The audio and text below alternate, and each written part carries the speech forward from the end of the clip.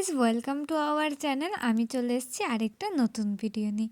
তোমাদের আগের মিনি ব্লগে জানিয়েছিলাম আমি কিন্তু আমার দাদার বিয়ের শপিংটা করে নিয়েছি।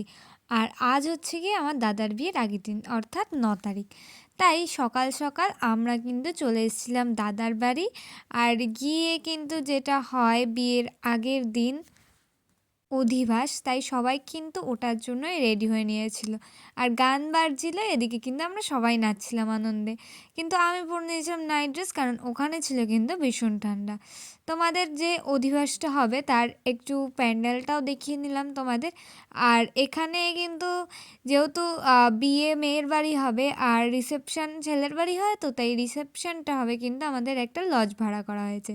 তোমাদের কিন্তু বাড়িতে যত মানে যেটুকু প্যান্ডেল করা হয়েছিল সেই ডেকোরেশনটা দেখিয়ে দিলাম।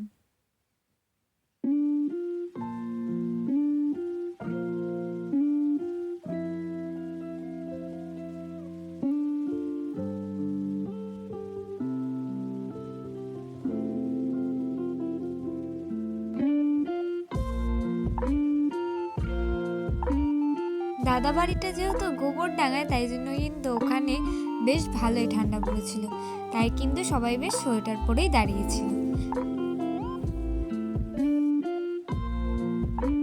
তারপর শুরু হলো কিছু অধিবাসের রিচুয়াল, সেটাও কিন্তু তোমাদেরকে শেয়ার করলাম।